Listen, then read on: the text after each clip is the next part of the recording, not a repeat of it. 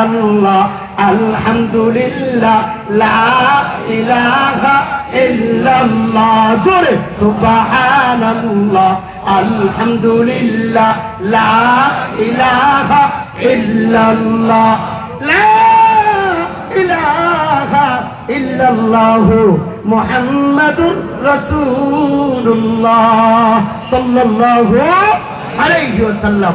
আল্লাহ তাআলা বলে বান্দা যখন গুনাহ করে গুনাহের কারণে বান্দাকে আমি পাকড়াও করি, কয়েকটা আযাব দেই। এক নম্বর হলো আল্লাহ বলেন ফামিনহুম মান আরসালনা আলাইহি হাসিবা। আল্লাহ বলেন বান্দা তোমার গুনাহ যখন বেড়ে যায় তখন আমি আল্লাহ তোমার উপরে শিলা বৃষ্টি বর্ষণ করি, পাথর বৃষ্টি বর্ষণ করি, যেমনটা কওমে লূতের উপর দিয়েছে। আর উম্মতে মুহাম্মদিয়ার জন্য শিলা বৃষ্টি। আম গাছে আম ধরেছে, নিশ্চিত আমগুলো ভালো হবে, ব্যবসা ভালো হবে। হঠাৎ করে ঘুমের মধ্যে রাত্রেবেলা শিলা বৃষ্টি হয়ে আম গাছের সব আম নষ্ট হয়ে যায়, এমন হয় কি হয় না? রব বলেন আফামিনা আহলুল কুরা আন ইয়াতিয়াহুম বাসুনা বায়াতা ওয়া হুম নাইমুন। আল্লাহ বলেন বান্দা তুমি ঘুমায় থাকবা, ঘুমের ঘরে আমি আল্লাহ হঠাৎ করে কোন আযাব দিয়া যদি সব শেষ করে দেই, কি করবা? তুমি তো জানোই না। বান্দার গুনাহ বেশি হলে শিলা বৃষ্টি হবে, কখনো কখনো পাথর বৃষ্টি হবে। এক নম্বর আযাব। দুই নম্বর ওয়া মিনহুম মান আখাযাতহুস সাইহা। আল্লাহ বলেন বিকট আওয়াজ আসবে, বজ্রপাত হবে। আমরা 10-15 বছর আগে দেখতাম না বজ্রপাতে কিন্তু মানুষ মারা যাইতো না। ইদানিং বৃষ্টি হইলে বজ্রপাত হইলে মানুষ মারা যায় কি যায় না? যদিও বৈজ্ঞানিকদের কথা অমুক সমস্যা হয়েছে, ওইটা সমস্যা হয়েছে, ব্রিটিশদের এটা উঠাই নিয়ে গেছে।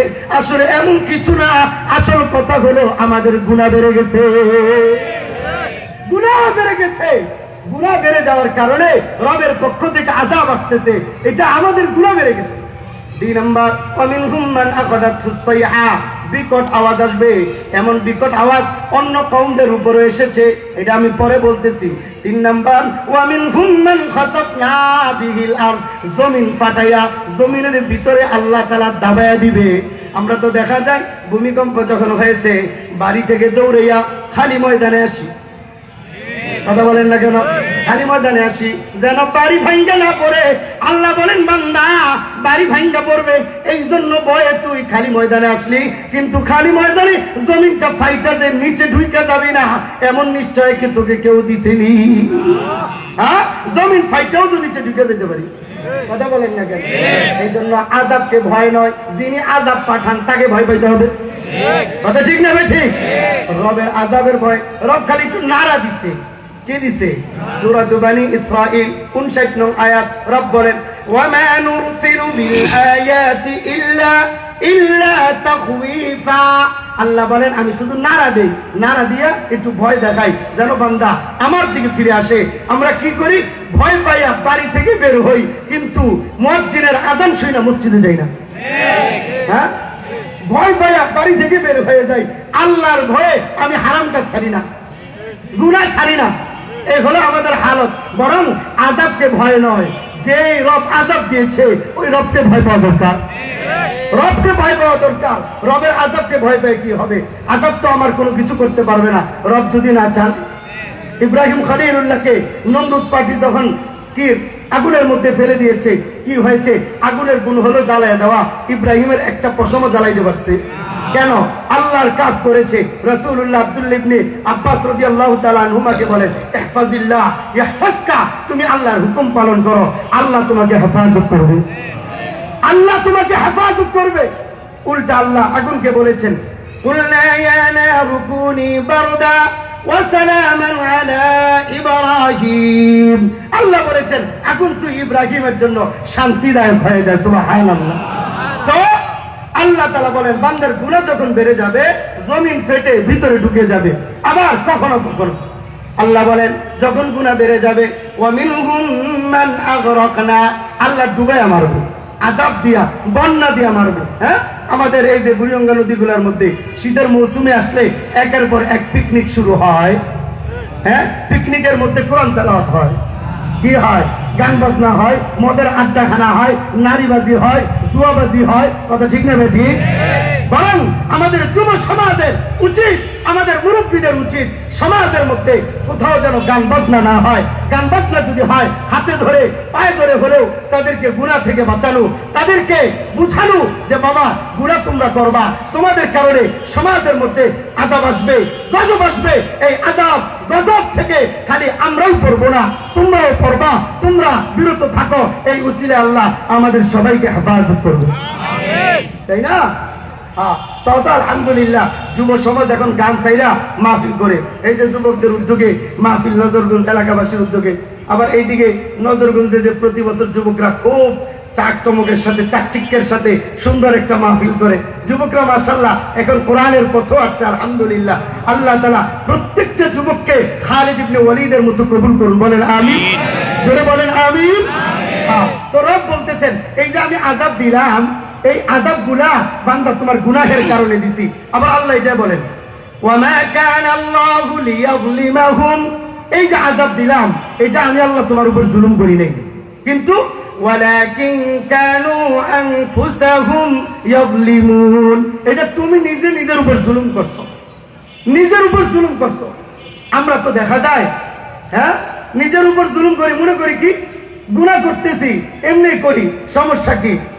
আমাদের অহংকার দাপট এত বেশি, যখন রাস্তা দিয়ে হেঁটে যাই তখন আমাদের অহংকার দাপট দেখে মনে হয় একবারে পুরা মাটি ফাইটা নিচে চলে যাব, এত আমাদের অহংকার। অথচ 3.5 হাতে একটা বডি, 3.5 হাতে একটা বডি, 2 বার বাথরুমে গেলে 3 দিন বিছানায় শুয়ে থাকতে হয়, কথা বলেন না কেন? 6 বার গেলে আমাকে মিটফুড হসপিটালের ইমার্জেন্সি ভর্তি হইতে হয়, আর যদি 8-10 বার যাই তাহলে মোয়াখালীতে দৌড়াইতে হয়। আবার আমরা কি অহংকার, আমার চিনাস, আমি কে? হ্যাঁ চিনি, তুমি ঘোড়ার ডিম, কথা বলেন না কেন? আমার চিনাস, এই আমার চিনাস এটা কওমে লূত বলেছিল, আমাকে চিনাস আদ কওমে আদ বলেছিল, আমাকে চিনাস কওমে সামুদ বলেছিল, ইরম জাতি বলেছিল, আমাকে চিনাস তারা বলতো ওয়ানাহনু আশাদ্দু মিন্না কুওয়া, আমাকে চিনাস, আমরা কে? সাবধানে কথা বলবি, না হলে সমস্যা হবে। মনে রাখেন গত 17 বছরের যারা জালেম ছিল তারাও বলতো আমাকে চিনাস, বেশি কথা বলবি, দেশ থেকে, ঘর থেকে, মেম্বার থেকে, মেহরাব থেকে তাড়িয়ে দিব। রাত বললেন জালেম, তোদেরকে আমি আল্লাহ পবিত্র ভূমিতে রাখবো না, অপবিত্র ভূমিতে তোদেরকে পালাতে দিই। কারণ রব্বুল আলামিন জালেমদেরকে ছাড় দেন, ছেড়ে দেন না। বলেছিল আলেমরা বেশি কথা বলে পাকিস্তানে পাঠিয়ে দিব, আল্লামা মামুনুল হককে থাকতে দিবে না, হ্যাঁ আলেমদেরকে মেম্বারে থাকতে দিবে না। রব্বুল আলামিন দেখাই দিলেন জালেম তোকে থাকতে দিব না, দুপুরের খানা পর্যন্ত খাইতে দিব না, দিল্লি পাঠিয়ে দিব, দিল্লি পাঠিয়ে দিব। এটাই রবের খেলা, বুঝা বড় বুঝছেন? দুপুরের খানাও খাইতে পারে নাই। এখনো পর্যন্ত যারা জুলুম করার চিন্তা ভাবনা করেন, মনে রাখেন তারা তো জুলুম করে, পালানোর সুযোগ পেয়েছে, আপনারা পালানোর সুযোগ পাবেন না, পালানোর সুযোগ পাবেন না। সাবধান, সাবধান হয়ে যান, সাবধান হয়ে যান। কারণ রবের হক নষ্ট করেছেন, রব ইচ্ছা করলে মাফ করেও দিতে পারে। বান্দার হক নষ্ট করবেন, রবের কাছে মাফ চাইয়া কপাল ফাটাই ফেললো, রব মাফ করবে না। গত মাসের 26 তারিখে 24 তারিখে আমি উমরায় গিয়েছিলাম।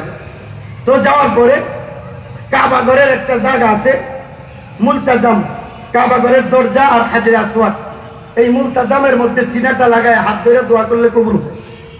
তো আমি ওখানে ছোট মানুষ অনেক কষ্ট করে ঢুইকা দোয়া করতেছি, আমার সাথে আল্লাহর এক বান্দা বাঙালি, সেও দোয়া করতেছে। তো বাঙালি দোয়া করতেছে, আল্লাহ মানুষের উপর অনেক জুলুম করছি, মাফ করে দাও, আল্লাহ মানুষের উপর অনেক জুলুম করছি, মাফ করে দাও। আমার কাছে মনে হয়েছে এটাই কি ওইটা নাকি জুলুম করে অনেক পালাইছি। হ্যাঁ, তো অনেকিয়া আল্লাহর কাছে মাফ চাই কি, আল্লাহ মানুষের উপর অনেক জুলুম করছি। মানুষের উপর জুলুম করে আপনি কাবা করে মাফ চাইবেন নাকি? না, যার কাছে, যার উপর জুলুম করছেন তার কাছে মাফ চাইবেন। কথা বলেন না, কথা বলেন, কথা বলেন। যার উপর জুলুম করেছেন তার কাছেই তো মাফ চাবেন, তাই না? আহা, কওমে আদ, কওমে সামুদ, ইরম জাতি, তারাও বলতো আমাদের চেয়ে শক্তিশালী আর কে আছে, ওয়ানাহনু আশাদ্দু মিন্না কুওয়া। তারা গর্ব করে, অহংকার করে বলতো আর অহংকার করার কারণ আছে, আল্লাহ তাদের ব্যাপারে বলেন আমি এদের মতো শক্তিশালী জাতি দুনিয়াতে পাঠাই নাই। কারণ এরা কেমন ছিল, এরা দেখতে সর্বনিম্ন ছোট যেটা তার কমপক্ষে হলেও 60 হাত লম্বা ছিল। হ্যাঁ, এবং তাদের শক্তি কেমন ছিল, শক্তির কথা বলতে গিয়া আল্লাহ তাআলা সূরাতুল ফাজরের মধ্যে বলতেছেন বিসমিল্লাহির রহমানির রহিম ওয়াল ফাজরি ওয়া লায়ালিন আশর ওয়াশ-শাফঈ ওয়াল ওয়াতর ওয়াল লাইলি ইযা ইয়াসর হাল ফী যালিকা কসমুল লিযী হিজর আলাম তারা কাইফা ফাআলা রাব্বুকা বিআদ ইরম যাতিল ইমাদ التي لم يخلق مثلها في البلاد। আল্লাহ বলেন তারা তো এমন জাতি আল্লাতী লাম ইউখলাক মিথলুহা, তাদের মতো জাতি আমি আল্লাহ ফিল বিলাদ পৃথিবীর বুকে আগে পাঠাই নাই, পরেও পাঠাবো না, তাদেরকে পাঠাইছি 60 হাত লম্বা। তাদের শক্তি কেমন ছিল, শক্তির বর্ণনা দিতে গিয়ে আল্লাহ বলেন যে ইরম যাতিল ইমাদ, ইরম জাতিতে এমন ছিল খুঁটিওয়ালা, দেখতে যেমন খুঁটিওয়ালা, তাফসীরে নূরুল কোরআনের মধ্যে আসছে তারা বড় বড় গাছ একা একা একজনে ধইরা উপরে ফেলতে পারতো। সুবহানাল্লাহ, বলেন না, বলেন বলেন সুবহানাল্লাহ, বলেন আল্লাহু আকবার। আল্লাহু আকবার। তাদের বানানো বাড়ি এবং যে পাথর আছে না, পাথরের যে পাহাড়গুলো আছে, পাথরের পাহাড়গুলা নিজ হাতে আঘাত দিয়ে এরপরে এভাবে কিতাবের মধ্যে আসছে হাত দিয়ে এইভাবে আঘাত করতো, আঘাত করার পরে পাথর থেকে, পাথরের পাহাড় থেকে পাথর ফেটে যাইতো, ওই পাথর দিয়ে তারা বাড়ি বানাইতো। রব বলতেছেন ওয়াতান হিতুনা মিনাল জিবালি বুয়ুতান ফারিহিন, এখনো পর্যন্ত তাদের বানানো বাড়ি 1000 বছর আগে বাড়ি বানাইছে, কিন্তু এখনো বাড়ি, হ্যাঁ, সৌদি আরবের মধ্যে এখনো আছে তাদের বানানো বাড়ি, পাথরের বানানো বাড়ি এখনো আছে। এবং আল্লাহ তাআলা বলতেছেন ওয়া সামুদাল্লাযীনা জাবুস সাখরা বিল ওয়াদ, তারা পাথর থেকে, পাহাড় থেকে পাথর কাইটা বাড়ি বানাইতো। অথচ আল্লাহ তাদেরকে শেষ করে দেওয়ার জন্য বড় কোনো আযাব দেয় নাই। হ্যাঁ, আমাদের মতো ভূমিকম্প দেয় নাই, আল্লাহ তাদেরকে একটু বাতাস দিছে। কি বলেন, আরে জোরে বলেন কি? বাতাস। কোন বাতাস আরামদায়ক, কোন বাতাস শান্তিদায়ক, কোন বাতাস জীবন শেষ করার মাধ্যম। কথা বলেন না কেন? পেট ফাইবা গেছে, বাতাস বাইর হয় না। হ্যাঁ, এখন কি, এখন আপনি দোয়া করেন আল্লাহ একটু বাতাস যদি বাইর হয় আলহামদুলিল্লাহ। কথা বলেন না কেন? তো রব্বুল আলামিন যে কোনো মাধ্যমে ধরে ফেলতে পারে। তো আল্লাহ তাআলা কোরআনের মধ্যে বলতেছেন, হ্যাঁ, সূরাতুল হাক্কার মধ্যে বলেন আল হাক্কাতু মাল হাক্কা ওয়া মা আদরাকা মাল হাক্কা কাযযাবাত সামুদ ওয়া আদু বিল কারিআ ফাআম্মা সামুদ ফাউহলিকু বিত-তাগিয়া। আল্লাহ বলেন সামুদ জাতিকে তাদের অবাধ্যতার কারণে আমি আল্লাহ শেষ করে দিয়েছি। ওয়া আম্মা আদ জাতিকেও আমি আল্লাহ ফাউহলিকু বিরিহিন সরসরিন আতিয়া, প্রচন্ড বেগে বাতাস দিয়ে আমি আল্লাহ তাদেরকে শেষ করে দিয়েছি। সাখরাহা আলাইহিম সাবআ লায়াল, তাদের উপর 7 রাত বাতাস ছিল। কয় রাত ধরেন? 7 রাত বাতাসটা বয়ে গিয়েছিল। সাখরাহা আলাইহিম সাবআ লায়াল ওয়া সামানিয়াতা আইয়াম, 8 দিন ছিল, বৃহস্পতিবার থেকে অপর বৃহস্পতিবার পর্যন্ত 8 দিন 7 রাত এমন ভাবে বাতাস বয়ে গেছে। আল্লাহ বলেন হুসুমা ফাতারাল কওমা ফিহা সরআ কান্নাহুম আ'জাযু নাখলিন খাওয়িয়া। আল্লাহ বলেন তাদের উপর দিয়ে যখন বাতাসটা বয়ে গেছে, পরবর্তী দিন যারাই তাদের কওমের পাশ দিয়া গেছে, যাওয়ার পরে মনে হয়েছে এত বড় বড় বিশাল দেহের অধিকারী মানুষগুলা এখানে বসবাস করত, মনেই হয় না। মনে হচ্ছে খেজুর গাছের যে ডালগুলা আছে, এই ডালগুলা ফেলে দিলে যেমন উপর হয়ে পড়ে থাকে, প্রত্যেকটা মানুষ এমন উপর হয়ে পড়েছিল। রব আমাকে শেষ করার জন্য বড় কোনো আযাব দেওয়ার তো দরকার নাই। তো এই জন্য আমার আপনার উপর আযাব আসে কিসের কারণে? বলেন বলেন বলেন, কিসের কারণে? গুনাহের কারণে। এই জন্য আল্লাহ তাআলা কোরআনের মধ্যে বলতেছেন ওয়া কুল্লুহুম আতিহি ইয়াউমাল কিয়ামাতি ফারদা, সূরাতুল মারিয়াম 95 নং আয়াত রব্বুল আলামিন বলে বান্দা তোমার জীবনটা এমন ভাবে কাটাও যেন তুমি আমি আল্লাহর সামনে দাঁড়াতে হবে এই চিন্তা কইরা। কারণ বান্দা আচ্ছা একা যাইবা, একা সঙ্গে কেউ যাবে না, আমি আল্লাহর সামনে দাঁড়াতেও হবে তোমার একা। আমার সামনে হ্যাঁ আপনি আছেন আর 2-4 জন আছে, বিচারকের সামনে 2-4 জন যান, কোর্ট কাছারিতে 2-4 জন যান, চেয়ারম্যান ডেকেছে 2-4 জন যান, মেম্বার ডেকেছে ভাই আয়, মেম্বারে কেন জানি ডাকছে, হ্যাঁ আয়, এমপি ডাকছে ভাই আয়, থানা থেকে ডাকছে 2-4 জনে মিলা যান। কিন্তু রব যখন ডাকবে একা ডাকবে, একা ডাকবে, একা ডাকবে। আপনার সাথে আমি যাব না, আমার সাথে আপনি যাবেন না, প্রত্যেকে একা একা থাকবে। এই জন্য রব বলেন আমি আল্লাহর সামনে একা একা দাঁড়াতে হবে। এই জন্য সূরাতুল হাশরের 19 নং আয়াত রব বলেন ওয়ালা তাকুনু কাল্লাযীনা নাসুল্লাহ ফাআনসাহুম আনফুসাহুম। যেহেতু আমি আল্লাহর সামনে তোমার একা দাঁড়াতে হবে, আমি আল্লাহকে ভুইলা যাও না। আর যদি ভুইলা যাও পরিণতি কি হবে? সূরাতুস সাজদা 14 নং আয়াত 21 নং পারার 15 নং পৃষ্ঠা রব বলতেছেন ফাদুকু বিমা নাসিতুম লিকা ইয়াউমিকুম হাদা ইন্না নাসিনাকুম। আল্লাহ বলেন দুনিয়াতে যদি আমি আল্লাহকে ভুইলা যাও তাহলে মনে রাখবা হাসরের ময়দানে আমি আল্লাহ তোমাকে ভুলে যাব। বলবেন হুজুর 5 ওয়াক্ত নামাজ তো পড়ি, আমি সমস্যা কি? আল্লাহর কথা মনে আছে। 5 ওয়াক্ত নামাজ পড়লেন, রোজা রাখলেন, যাকাত দিলেন, হজ করলেন, কিন্তু সুদ খাইলেন। কথা বলেন না কেন?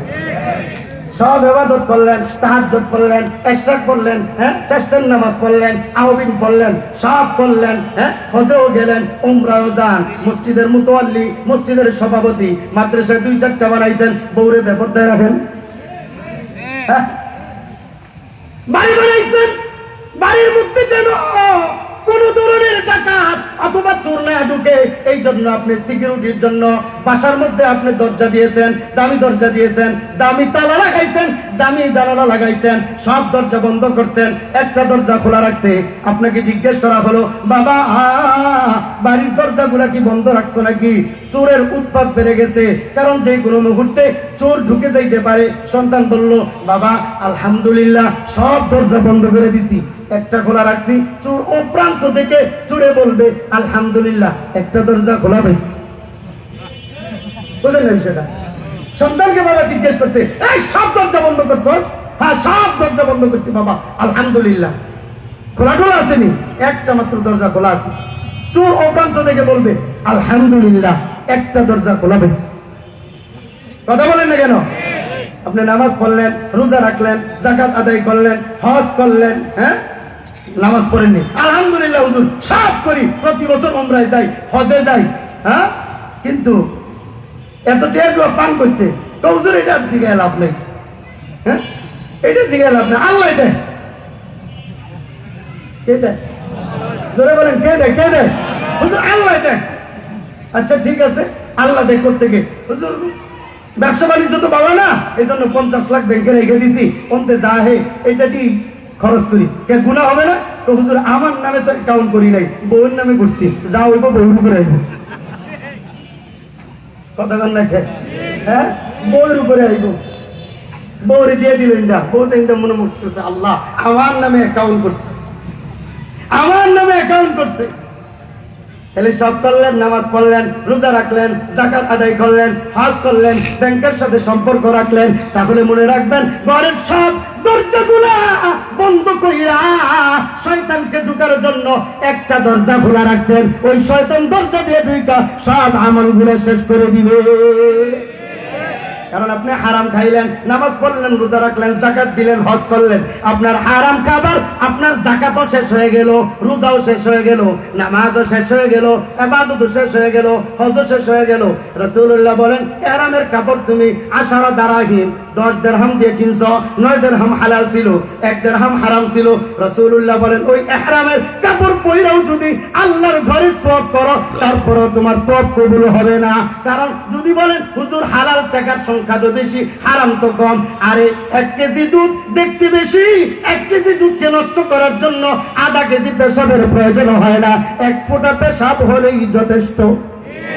তাহলে ঠিক নেবে ঠিক এই জন্য শয়তানের জন্য রাস্তা খোলা রাখা যাবে না। নেককার বলি তো আমরা, যে তাহাজ্জুদ করে, যাকাত দেয়, হজ করে, অনেক আমল করে, তাকে নেককার বলে। আসলে নেককার তাকে বলে না, বরং গুনাহ যে করে না তাকে নেককার বলে। বলেন বলেন, নেককার কাকে বলে? যে গুনাহ করে না, যে কোনো গুনাহ করে না, সে হলো নেককার। বলেন, নেককার কে? যে গুনাহ করে না, নাকি যে তাহাজ্জুদ করে? যে রোজা রাখে সে নেককার, যে যাকাত দেয় সে নেককার, যে হজ করে সে নেককার, নাকি যে গুনাহ করে না সে নেককার? সংখ্যা বুঝছেন? সংখ্যাটা বুঝছেন, মনে রাখেন। হুজুর আমি তো তাহাজ্জুদ করি, আলহামদুলিল্লাহ। কিন্তু মিথ্যা কথা যে কয়, এটা তো আর কয় না। তো এই জন্য অনেক আমল করা এটার নাম নেককার নয়, গুনাহ না করা এটার নাম নেককার। বলেন বলেন বলেন বলেন, নেককার কাকে বলে? নেককার কাকে বলে? আমল করা না গুনাহ না করা? জোরে বলেন, বলেন বলেন বলেন, আমল করা না গুনাহ না করা? গুনাহ না করা, এটা হলো নেককার। আর আমল করা এটার নাম নেককার না। রাসূলুল্লাহর কাছে জিজ্ঞেস করা হয়েছে, ইয়া রাসূলুল্লাহ, ইয়া হাবিবাল্লাহ, একজন সারা রাত তাহাজ্জুদ পড়ে সারাদিন নফল রোজা রাখে, ওগো নবী, অনেক ইবাদত করে, দান সাদাকার অভাব নাই, সব আছে, কিন্তু আবার গুনাহ করে। আরেকজন ইবাদত কম, গুনাহ নাই, ওগো নবী, দাম কার বেশি? রাসূলুল্লাহ বলেন, অনেক আমল করে গুনাহ করে, তার থেকে আমি নবীর কাছে দাম হলো ওই ব্যক্তির যে আমল কম কিন্তু গুনাহ নাই। এজন্য রাসূলুল্লাহ বলেন নাই, আল্লাহ বলেন নাই, 5 ওয়াক্ত নামাজ পড়লে আল্লাহর ওলি হয়ে যাইবা, বরং আল্লাহ ওলি হওয়ার এটা মাধ্যম। রোজা রাখলে আল্লাহর ওলি হয়ে যাইবা, এটা বলে নাই, এটা আল্লাহর ওলি হওয়ার মাধ্যম। যাকাত দিলে আল্লাহর ওলি হয়ে যাইবা, এটা বলেন নাই, আল্লাহর ওলি হওয়ার মাধ্যম। সত্য কথা বললে আল্লাহর ওলি হয়ে যাইবা, এটা বলেন নাই, এটা আল্লাহর ওলি হওয়ার মাধ্যম। কিন্তু রাসূলুল্লাহ আবু হুরায়রাকে ডাইকা বলে, ইত্তাকিল মাহারিমা তাকুন আবাদান নাস, তুমি গুনাহ ছাইড়া দাও, আল্লাহর ওলি হয়ে যাইবা। এই জন্যই তো আল্লাহ তাআলা বলে, ওয়ালাকাদ কাররামনা বনি আদম, আল্লাহ বলেন আমি বনি আদমকে সম্মানিত করেছি। যদি বলি আল্লাহ সম্মানের মাপকাঠি কি? আল্লাহ বলবেন, ইন্না আকরামাকুম ইনদাল্লাহি আতকাকুম, সম্মানের মাপকাঠি হলো গুনাহ না করা, সম্মানের মাপকাঠি হলো তাকওয়া। এই জন্যই তো রাসূলুল্লাহ সাল্লাল্লাহু আলাইহি ওয়াসাল্লাম বলেন, ইয়া আইয়ুহান নাস, হে লোক সকল শোনো, ইন্না রাব্বাকুম ওয়াহিদুন, তোমাদের রব কয়জন? বলুন তো দেখি, আমাদের রব কয়জন? আরো জোরে বলেন, জোরে বলেন, জোরে বলেন, আমাদের রব একজন। আল্লাহ কোরআনের মধ্যে বলেন, আমার সাথে বলেন, কুল হুয়াল্লাহু আহাদ আল্লাহুস সামাদ লাম ইয়ালিদ ওয়া লাম ইউলাদ ওয়া লাম ইয়াকুল লাহু কুফুয়ান আহাদ। আল্লাহ কয়জন? শাহাদাত আঙ্গুলিটা উঠে এখন না, আমার আল্লাহ কয়জন? আমার আল্লাহর মন থেকে ডাকেন আল্লাহ, হয় না আওয়াজ? আরো জোরে আল্লাহ, আরো জোরে আল্লাহ, আরো জোরে আল্লাহ।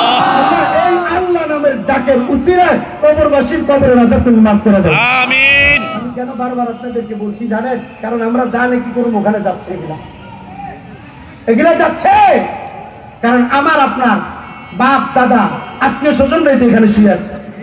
তারা ভালো থাকুক আমরা চাই না? জোরে বলেন, তারা ভালো থাকুক আমরা চাই না? তো তাদের জন্য দোয়া করে, এটা আমাদের ইমানি দায়িত্ব। আল্লাহ তাআলা পুরো কবরবাসীর কবরের আযাব মাফ করে দেন, বলেন আমিন। রাসূলুল্লাহ বলেন, ইন্না রাব্বাকুম ওয়াহিদ, তোমাদের রব একজন, আমাদের রব কয়জন? একজন। কিন্তু কেউ যদি বলে আল্লাহর সাথে আরেকটা আল্লাহ হলে পাল্লাটা ভালো হয়, বলুন তো দেখি তার ঈমান আসেনি? না। জোরে বলেন, ঈমান আসেনি? এবং এই ব্যক্তির সাপোর্ট যদি কেউ করে, বলুন তো দেখি তার ঈমান আসেনি? আরেকটু বুঝায় বলি, কাদিয়ানীরা কাফের না মুসলমান? কাফের। কাদিয়ানী, জোরে বলেন, কাদিয়ানীরা কাফের না মুসলমান? কাফের। এখন যদি কেউ বলে কাদিয়ানীদের বিরুদ্ধে ধর্মান্ধরা, আবুল সরকার, বাউল শিল্পী আবুল সরকার, সে বলছে আল্লাহর সাথে আরেকজন আল্লাহ হলে পাল্লাটা ভালো হয়। নাউজুবিল্লাহ, নাউজুবিল্লাহ বলেন। যাত্রার গানে বিভিন্ন, আমরা ময়মনসিংহ, টাঙ্গাইল, জামালপুর দিয়ে গেলে দেখা যায় যে যাত্রা সঙ্গীত হচ্ছে, যাত্রার গান হচ্ছে, বাউল শিল্পীরা বিভিন্ন গান বাজনা করতেছে। তো এবং এটা বলে বল আউযু বিরাব্বিন নাস মালিকিন নাস, আল্লাহ বলে নাচতে বলছেন আউযুবিল্লাহ। আলী রাদিয়াল্লাহু তাআলা আনহুর চেহারার কথা বইলা বলে আলীর চেহারা দেখলে আল্লাহর কথা মনে হয়, আলীর চেহারা আর আল্লাহর চেহারা এক। নাউজুবিল্লাহ। জোরে বলেন নাউজুবিল্লাহ। হ্যাঁ, কেউ যদি আল্লাহর কোন গুণের সাথে কোন মাখলুককে গুণান্বিত করে যে আল্লাহর মতো তারও এই গুণটা আছে, ঈমান আছে নি? কারণ জুলুম তিন প্রকারের। এক নম্বরের জুলুম হলো আয-যুলমু মা আল্লাহ, আল্লাহর সাথে জুলুম করা। হ্যাঁ, আর এই জুলুমটা হলো আল্লাহ তাআলা বলেন ইন্নাশ শিরকা লাযুলমুন আযীম, শিরক হলো সবচেয়ে বড় জুলুম। কিন্তু তাকে যখন ধরে নিয়ে গেছে, আমরা আলেম ওলামারা যখন প্রতিবাদ শুরু করছি, বড় একটা দলের নেতা সে বলে ধর্মান্ধরা এদের বিরুদ্ধে কেন লাগছে? আমি বলি আমরা ধর্মকে ভালোবাসি, এই জন্য ধর্মের জন্য অন্ধ। আমরা কোরআনকে ভালোবাসি, এই জন্য কোরআনের জন্য অন্ধ। শুধু কোরআনের জন্য, হাদিসের জন্য, ধর্মের জন্য অন্ধ নয়, বরং কোরআন হাদিস আল্লাহর বিরুদ্ধে কেউ যদি কথা বলে, ওই আল্লাহর পক্ষে, কোরআনের পক্ষে, হাদিসের পক্ষে নিজের শরীরের তাজা রক্ত দিতে আমরা বিন্দু মাত্র দ্বিধাবোধ করি না, করব না। কারণ আমরা মুসলমান। বলেন আমরা কি মুসলমান? এখন বলবেন হুজুর আপনি এনে করে লাভ কি? কারণ এটা আমাদের ঈমান, এটা আমাদের কি 10 মাইল দূরে, 10,000 মাইল দূর থেকে কেউ যদি আমার বাবাকে গালি দেয়, হ্যাঁ এটা তোর বাবা জাতের বাবা না, তোর মা এটা জাতের মা না, কষ্ট লাগবে নি? 10,000 মাইল দূর থেকে আমি প্রতিবাদ করব কি করব না? আমার রব বলছেন আমি একা, আমার পরে কোনো ইলাহ নাই, আমি একজন, দ্বিতীয় কোনো ইলাহ হতে পারে না। কোন ব্যক্তি যদি বলে আরেকজন ইলাহ হলে ভালো হয়, হ্যাঁ এটাকে যদি কেউ সাপোর্ট করে, ওই ব্যক্তির জন্য যেমন আমাদের ঘৃণা, এবং যে বলেছে আল্লাহর সাথে আরেকটা আল্লাহ হলে ভালো হয়, তার জন্য একই পরিমাণ ঘৃণা। এবং ঘৃণাটা আমাদের অন্তরে এমন ভাবে জেগেছে, যদি আমি ইয়াহইয়া একা দুনিয়াতে না থাকি কোনো কিছু যায় আসে না, কিন্তু আমি ইয়াহইয়ার জন্য ইসলামের যদি সৌন্দর্য বেড়ে যায়, আমি ইয়াহইয়া 1000 বার নাচতে রাজি আছি। আমি ইয়াহইয়া নয়, বরং 1000 মুসলমান নাচতে রাজি আছে, কাফেরের কাপড় পরে মাঠে নামতে রাজি আছে। কথা ঠিক না বেঠিক? নারায়ে তাকবীর, নারায়ে তাকবীর। ইসলামের শত্রুরা নারায়ে তাকবীর। কারণ এটা আমার ঈমান। এটা কি আমার ঈমান? আমার বাবা মার বিরুদ্ধে কথা বললে আমার সহ্য হয় না, এবং এটা প্রতিবাদ করা আমার ঈমানি দায়িত্ব।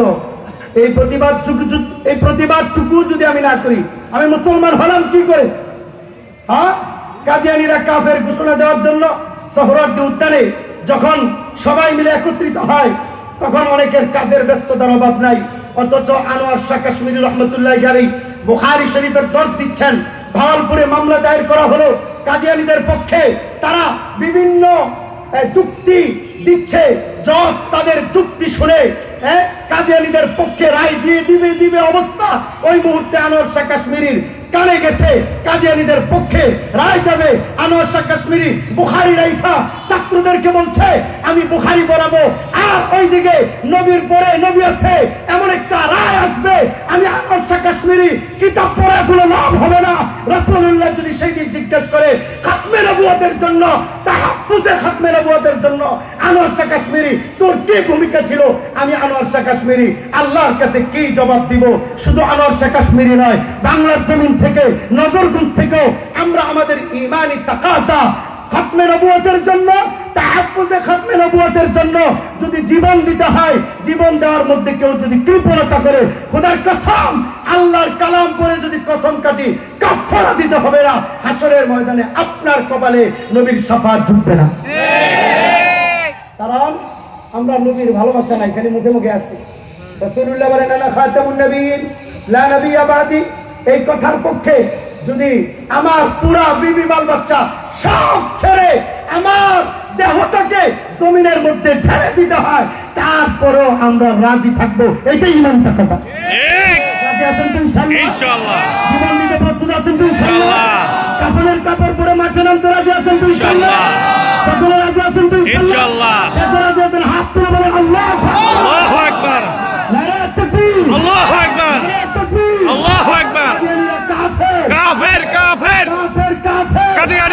কাফের একজন বলেন বলেন কাফের কাফের জোরে বলেন। কাফের কাফের হ্যাঁ, একজন স্লোগান দেন জোরে, এটা ঈমান, এটা কওলুম মারুফুন সাদাকা, এর দ্বারা আমার নেকি হচ্ছে। একজন বলেন ওই, কাফের কাফের কাফের কাফের খালি কাফের বললে হবে না, নবীর পরে নবী নাই, সংসদে আইন চাই। মেট্রো রেলের জন্য যদি আইন পাস হতে পারে, পদ্মা সেতুর জন্য যদি আইন পাস হতে পারে, বুড়িগঙ্গা নদীর ময়লা দূর হওয়ার জন্য যদি আইন পাস হতে পারে, সিটি কর্পোরেশনের জন্য যদি আইন পাস হতে পারে, আমার নবীর পরে নবী নাই, এই আইন কেন পাস হবে না? আমার তো সন্দেহ হচ্ছে উপরের চার গুলাতে যারা বসে আছে এবার আছে না নাই? ঠিক সব আইন পাস হয়, এই আইন কেন পাস হবে না? এই আইন কেন পাস হবে না? সমস্যা কোথায়? পাকিস্তানে যদি পাস হতে পারে, মালয়েশিয়া যদি পাস হতে পারে, অন্যান্য রাষ্ট্রগুলোতে যদি পাস হতে পারে, আমাদের দেশে পাস হতে সমস্যা কোথায়? বলবেন হুজুর এরা থাকলে সমস্যা কি? সমস্যা আছে। তারা থাকুক হিন্দুদের মতো অমুসলিম পরিচয়ে, তারা থাকুক খ্রিস্টানদের মতো অমুসলিম পরিচয়, তারা থাকুক হ্যাঁ অমুসলিম পরিচয়, মুসলমান পরিচয় নয়। কারণ মুসলমান পরিচয় যদি তারা থাকে, হাজার সাধারণ মুসলমান বলবে তাদেরও কালিমা লা ইলাহা ইল্লাল্লাহু মুহাম্মাদুর রাসূলুল্লাহ, মুসলমানদের কালিমাও তো এইটা, তাহলে মিলা গেল না, সাধারণ মানুষ ওখানে চলে যাবে। শুধু তাই নয়, মুসলমানদের মতো পাসপোর্ট পেয়ে আমার আপনার রবের কাবা চত্বরটা তারা নাপাক করবে। ঠিক সৌদি আরবে অমুসলিমদের জন্য কাবা মক্কা মদিনা ঢুকা নিষেধ, প্রবেশ নিষেধ।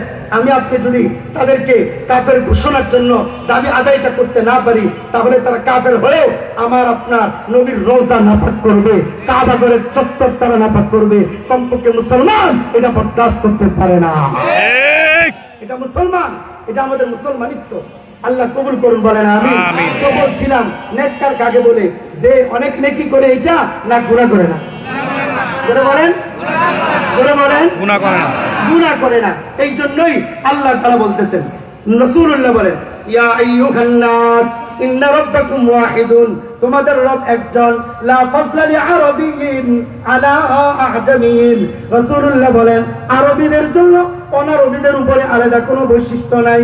ওয়ালা লিআজামিয়্যিন আলা আরাবিয়্যিন, অনারবীদের জন্য আরবীদের উপরে আলাদা কোনো বৈশিষ্ট্য নাই। ওয়ালা লিআহমারা আলা আসওয়াদ, রাসূলুল্লাহ বলেন যারা সুন্দর তাদের জন্য কালো ব্যক্তিদের উপরে আলাদা কোনো বৈশিষ্ট্য নাই। ওয়ালা লিআসওয়াদা আলাল আহমার, এমন ভাবে কালো ব্যক্তিদের জন্য সুন্দর ব্যক্তিদের উপরে আলাদা কোনো বৈশিষ্ট্য নাই। তাহলে বৈশিষ্ট্যটা নির্ণয় হয় কি দিয়া?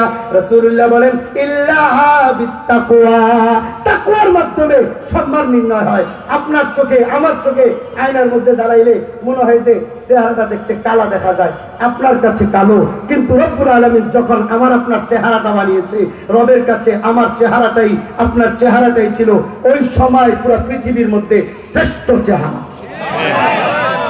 এই জন্য তো রব বলেন ওয়ালাকাদ খালাকনাল ইনসানা ফি আহসানি তাকওয়িম। হ্যাঁ, আমরা মনে করি সম্মানের মাপকাঠি হলো বাড়ি, গাড়ি, জায়গা, জমি, ঢাকায়া আর হলো বাঙ্গাল। আমরা ঢাকায় বলে বাঙ্গাল আইসে কোত্থেকে?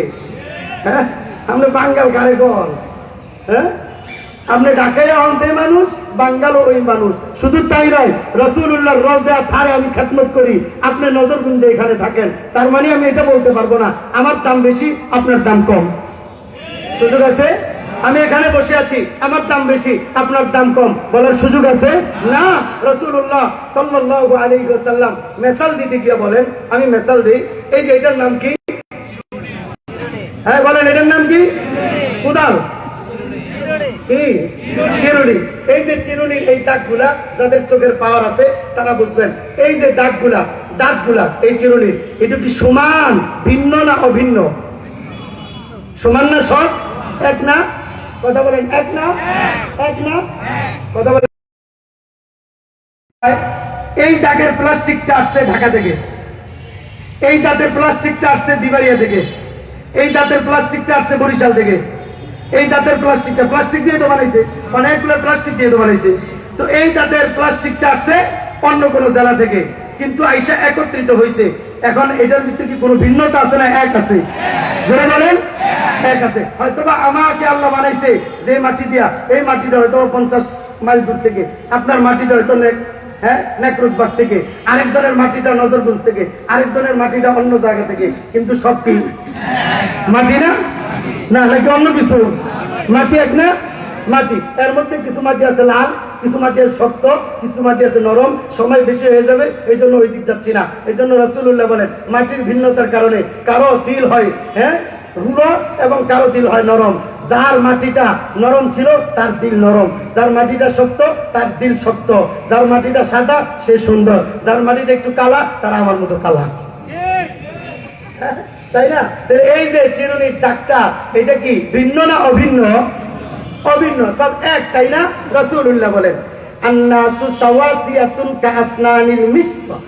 রাসূলুল্লাহ চিরুনির সাথে তুলনা দিয়েছেন, আন্নাসু সাওয়াসিয়াতুন কাআসনানিল মিসক। স্টেজের মানুষ আর নিচে বসুন না মানুষ, ঢাকায় মানুষ আর বাঙ্গাল যারা আছে আপনাদের মুখে, এরাও মানুষ। সব মানুষ চিরুনির দাঁতের মতো এক। এমন নয় আমি আপনি যদি অহংকার কইরা কাউকে ছোট কইরা দেখি, মনে রাখেন আমার আপনার দাম রাসূলুল্লাহর মেয়ের থেকে বেশি হয়ে যায় না। রাসূলুল্লাহ তো বলেন না, কারো আমল যদি মামবাত্তা বিহি আমালু লাম ইউসরি' বিহি নাসাবু, কারো তাকওয়া, কারো আমল যদি পিছায় দেয় বংশ পরিচয় তাকে আগায় নিতে পারবে না। কবরে যাওয়ার পরে জিজ্ঞেস করবে না, এই তুই কি ঢাকাইয়া কি খাইছো সকালে? জিজ্ঞেস করবে না। আপনার জন্য যে প্রশ্ন, দেশের বাহিরের মানুষের জন্য একই প্রশ্ন। এই জন্য বাঙ্গাল মহিলা কাউকে কষ্ট দিয়েন না। আপনি বাড়িওয়ালা আর একজন ভাড়াটিয়া, অহংকার করিলেন না। বাড়ি আজকে আছে কালকে নাও থাকতে পারে, কথা বলেন না? এই জন্য অহংকার করার কোনো কারণ নাই। আল্লাহর নবী ফাতেমা রাদিয়াল্লাহু তাআলা আনহা, কলিজার টুকরা ফাতেমাকে বলতেছে, ইয়া ফাতিমা বিনতে মুহাম্মদ, ও মুহাম্মদের মেয়ে ফাতেমা শোনো, সালিনি মা শিতি মিন মালি, তোমার যদি কোনো কিছুর প্রয়োজন হয় আমার কাছে চাও, ওয়ালাকিন্নি লা আগনি আনকি মিনাল্লাহি শাইআ, হাসরের ময়দানে তুমি আমি নবীর মেয়ে এই বইলা পার পাইবা না। তোমার আমল দিয়া তোমার পার পাইতে হবে। এই জন্যই তো সূরাতুল মুমিনুনের মধ্যে রব বলেন, ফাইদা নুফিখা ফিস-সূর ফালা আনসাবা বাইনাহুম ইয়াওমাইযিন ওয়ালা ইয়াতাসাআলুন। বলে বলেন না আল্লাহু আকবার। আল্লাহ বলেন বংশ পরিচয় চলবে না, বংশ পরিচয় চলবে না। এই জন্য রব্বুল আলামিন বলেন, আচ্ছা একা যাইবা, একা, সঙ্গে কেউ যাবে না। আমি আল্লাহর সামনে একা একা দাঁড়াতে হবে। সূরাতু মারিয়াম 95 নং আয়াত, ওয়া কুল্লুহুম আতিহি ইয়াউমাল কিয়ামাতি ফারদা। এখন কোন বান্দা যদি এই চিন্তা কইরা আমলে সালেহ করে, ফায়দা কি? ওই যে বলছি 3 নম্বরটা ফায়দা কি? 96 নং আয়াত রব বলতেছেন, ইন্নাল্লাযীনা আমানু ওয়া আমিলুস সালিহাত সায়াজআলু লাহুমুর রাহমানু উদ্দা। আল্লাহ তাআলা বলে কোন বান্দা যদি ঈমান আনে, আমলে সালেহ করে, তখন যদি চিন্তা করে আল্লাহর সামনে একা একা দাঁড়াতে হবে, আমি আল্লাহ ওই বান্দার প্রতি হাজার মানুষের অন্তরে ভালোবাসা ঢুকাই দিব। আমি যদি ভালো হয়ে যাই, আমাকে ভালো বলার জন্য চা বিস্কুট খাওয়াই দেবো না, মানুষ এমনিই ভালো বলবে। কথা বলেন না কেন? কারণ তখন আসমানের ফেরেশতা যারা আছে তারাও কিন্তু বলতে থাকে। আবু হুরায়রা থেকে হাদিস বর্ণিত, আন আবি হুরায়রা রাদিয়াল্লাহু তাআলা আনহু আন্নাহু قال قال رسول الله صلى الله عليه وسلم اذا احب الله العبد, যখন আল্লাহ তাআলা কোন বান্দাকে ভালোবাসে, নাদা জিবরাইল, আল্লাহ জিবরিলকে ডাকে, ডাইকা বলে, ও জিবরিল, ইন্নাল্লাহা ইউহিব্বু ফুলানা, তোমার রব আল্লাহ এই ব্যক্তিকে ভালোবাসে, ফাআহিব্বাহু, তুমিও তাকে ভালোবাসো, ফায়ুহিব্বুহু জিবরাইল, ওই মুহূর্তে জিবরিল আমিন তাকে ভালোবাসে। এমনকি ভালোবাসা জিবরিল আমিন সপ্তম আসমানে দাঁড়াইয়া, সপ্তম আসমানের, ষষ্ঠ আসমানের, পঞ্চম আসমানের, চতুর্থ আসমানের, তৃতীয় আসমানের, দ্বিতীয় আসমানের, প্রথম আসমানের সকল ফেরেশতাদেরকে ডাকে, যেটা রাসূলুল্লাহ বলেন, ফায়ুনাদি জিবরাইল ফি আহলিস সামা, সকল ফেরেশতাদেরকে ডাইকা বলে, ইন্নাল্লাহা ইউহিব্বু ফুলানা, আল্লাহ তাকে ভালোবাসে, আমি জিবরিলও তাকে ভালোবাসি, ফাহিব্বু, তোমরাও তাকে ভালোবাসো, ফায়ুহিব্বুহু আহলুস সামা, ফেরেশতারা আয়েশা এরপরে জমিনের মধ্যে আয়েশা বলে, শোনো, আল্লাহ তাকে ভালোবাসে, জিবরিলও ভালোবাসে, আসমানের সকল ফেরেশতারাও ভালোবাসে, তোমরাও ভালোবাসো, কারণ ইন্নাল্লাহ, নিশ্চয় আল্লাহ তখন ইউজাউ লাহুল কুবুলু ফিল আরদ, জমিনের মধ্যে যারা আছে সকলের অন্তরে তার প্রতি ভালোবাসা ঢুকায়া দেয়। সুবহানাল্লাহ। সেলিম তো দুইজন ছিল, তাই না? হাজী সেলিম দুইজন ছিল, একজন ওই পারের, আরেকজন এই পারের। 2 দিন আগে একজন মারা গেছে, আরেকজন আছে। কথা বলেন না কেন? সেলিম কয়জন? পরিচিত। সেলিম কয়জন? আরেকজন বলেন না? একজন কেরানীগঞ্জের, আরেকজন হলো পুরান ঢাকার। এক সেলিমের জন্য 1000 মানুষের বদুয়া, 1000 মানুষ যদি পায় জুতা পিটা করবে। আরেক সেলিমের জানাজায় উপস্থিত হওয়ার জন্য 1000 মানুষ পাগল করা হয়েছিল। কারণ মহব্বত, ভালোবাসা। কে হাজী সেলিম খাওয়াইছে আপনারে? হ্যাঁ হ্যাঁ, এই সেলিম সাহেব আপনার বাড়িতে নিয়ে খাওয়াইছে, মোহাব্বত করতে ভালোবাসছে। কি কারণে? আল্লাহ তার প্রতি মানুষের ভালোবাসা ঢুকাই দিছে। আল্লাহ আহমদ শফি কয় বেলা খাওয়াইছে, কিন্তু একজন মুরব্বী তার কথা শুই না, তার ডাকে 1000 লক্ষ মানুষ শাপলা চত্বরে চলে গেছে। কারণ কি? আল্লাহ তাকে ভালোবাসছে, জিবরিল ভালোবাসছে, আসমানের ফেরেশতারা ভালোবাসছে, সকলের অন্তরে ভালোবাসা ঢুকাই দিচ্ছে। কথা ঠিক না? ঠিক। 17 বছরে 3-4 বছর পুরা রাষ্ট্রযন্ত্র এবং পুরা শাসক সহ সবাই মিলে যখন আল্লামা মামুনুল হকের বিরুদ্ধে ষড়যন্ত্র করলো, অপবাদ দিল, মিথ্যা বললো, সাংবাদিকরাও চলে গেছে। আমরা মসজিদে দোয়া করতেও ভয় পাইতাম, কারণ সম্মান কমানোর চেষ্টা করেছে। রব বলছেন, দুনিয়ার সব মানুষ, আন্নাল উম্মাতা লাউ ইজতামাআত আলা আইয়াদুররুকা বিশাই, দুনিয়ার সব মানুষ যদি একত্রিত হইয়া তোমার ক্ষতি করতে চায়, আমি রব যদি না চাই, কোন পছন্দ পর্যন্ত দুনিয়ার কোন মানুষ ছুটতে পারবে না। কারণ সম্মান কমাতে চেয়েছে। সম্মান কমেছে না বেড়েছে? হ্যাঁ, বরং নজরগুঞ্জের এই যুবকরা হুজুরকে দাওয়াত দিছে, এই জন্য এরাও পালাইতে হয়েছে। যে সম্পর্কে ছিল তারাও পালায় বেড়াইছে। আমি রহমানিয়ায় পড়েছি, এই জন্য আমার উপরও কোতোয়ালি থানা থেকে হুমকি আসছিল যে হুজুর তো রহমানিয়ার ছাত্র, মামুনুল হকের ছাত্র, তাইলে এটারে সাইজ করতে হইব। তো আল্লাহ বাঁচাইছে, আল্লাহর রহমত আছে। আর সরকারি প্রতিষ্ঠানে আছি তো এই জন্য এত একটা বেশি সুবিধা করতে পারে নাই, কারণ অনেক কিছুর হিসাব কিতাব আছে, তো এই জন্য সব মাপ করতে পারে নাই। তবে আল্লাহর রহমত ছিল।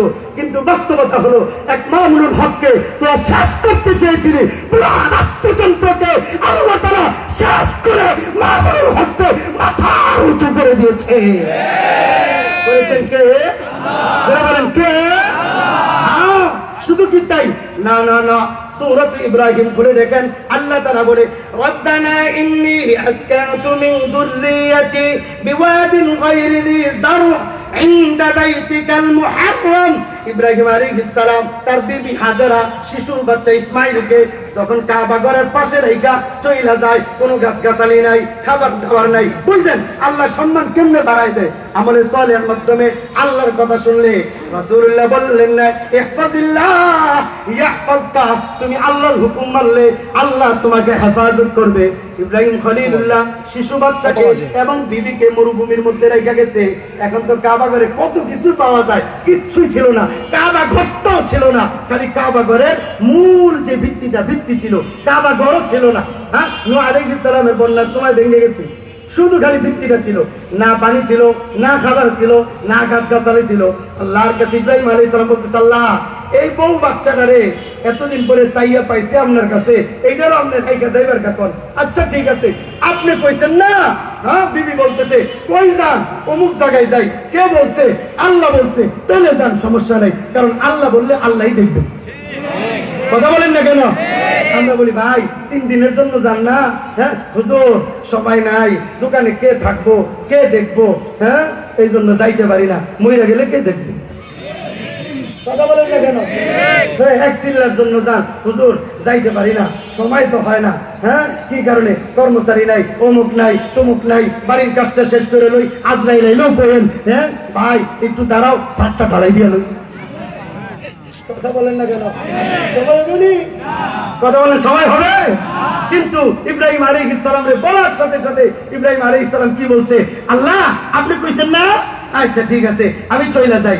ইব্রাহিম আলাইহিস সালাম যাওয়ার সময় দোয়া করে গেলেন, আল্লাহ ইন্নী আসকানতু মিন যুররিয়াতি বিওয়াদিন গায়রি যি যারইন ইনদা বাইতিকাল মুহাররম। কাবা ঘরের পাশে বিবি বাচ্চাকে রাইখা গেলাম, খাবার দাবারের ব্যবস্থা নাই, পানির ব্যবস্থা নাই, কেমনে কি করবা তুমি দেখে রাখো।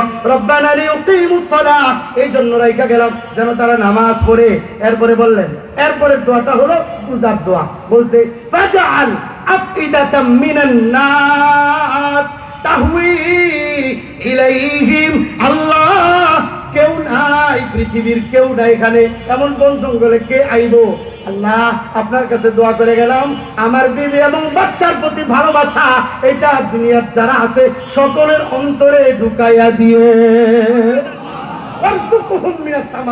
ফল ফলাদির ব্যবস্থা করে দিয়েন লাআল্লাহুম ইয়াশকুরুন, তারা শুকরিয়া আদায় করবে। এই ইব্রাহিম আলাইহিস সালামের এক দোয়া পৃথিবীতে যেই যেই আনাচে কানাচে বসবাস করে প্রত্যেকের অন্তরে ইব্রাহিম খলিলুল্লাহ দোয়াটা লেগে গেছে। এখন মানুষের অন্তরে খাইয়া থাকি না থাকি না খাইয়া থাকি যেমনে থাকি, আল্লাহর ঘরে যদি একবার যাইতে পারি আলহামদুলিল্লাহ। হ্যাঁ যাইতে চান না? কে কে যাইতে চান না? হাত তোলেন তো। কি এটা মিছিল পাইছেন নাকি যে মুখে কইবেন একটা অন্তরে আরেকটা? কারণ চা বিস্কিট খাইতে হইব। আল্লাহর ঘরে যাইতে চান না? কে কে চান? হাত তোলে, আল্লাহকে দেখাই দেন, বলেন আল্লাহু আকবার। এই এই আল্লাহর প্রতি ইঞ্জিনরা বাজারে যাইবার পারবেন না, বিমান উঠবেন কেমনে? জোরে বলেন আল্লাহু আকবার, জোরে আল্লাহু আকবার। হ্যাঁ আপনার আল্লাহ কবুল করুন, বলেন আমিন। এই জন্য কোন মানুষ যখন ভালো কাজ করে মানুষের অন্তরে তার প্রতি ভালোবাসা ঢুকাই দেন কে? জোরে বলেন কে? হ্যাঁ কোন মানুষ